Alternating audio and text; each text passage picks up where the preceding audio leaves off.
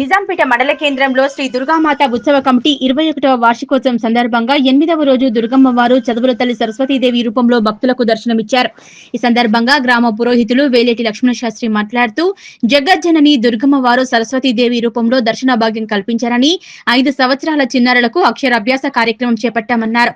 ఆ సరస్వతీదేవి కృపతో గ్రామంలోని విద్యార్థులందరూ మంచి విద్యను అభ్యసించి ఉన్నత శిఖరాలకు ఎదగాలని ఆశీర్వదించారు. అనంతరం గ్రామస్తులు అమ్మవారికి ఒడిబియ్యాన్ని సమర్పించారు.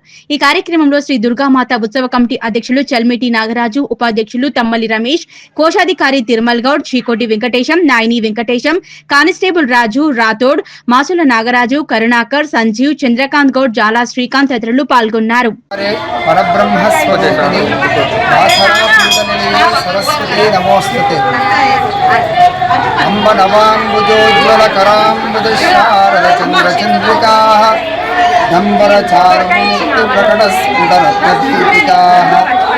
చుంబిత దిగ్విభాగ నిజ విలిప్త నిజ ప్రభావ వావాంబర వీధి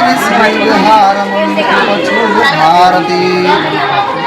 దేవి నవరాత్రుల్లో భాగంగా ఈరోజు సప్తమి తిథి మూలా నక్షత్రం కలిసి ఉన్నటువంటి ఈరోజు సరస్వతి అవతారంలో దుర్గమ్మ తల్లి పూజలు అందుకుంటుంది. నిజాంపేట ఆంజనేయ శివ పంచాయతీ ఆలయంలో జరుగుతున్నటువంటి దేవి నవరాత్రుల్లో పిల్లల చేత విద్యార్థుల చేత సరస్వతి అమ్మవారికి పంచామృతాలతో అభిషేకం చేయించి నిజాంపేట గ్రామం అంతా కూడా విద్యాబుద్ధులతో చక్కటి శోభాయమానంగా వెదజల్లాలని నిబంధాలని ఆశీర్వదిస్తూ ఈ యొక్క మూలా నక్షత్రంలో అమ్మవారికి సరస్వతి పూజలు చేయడం జరిగింది.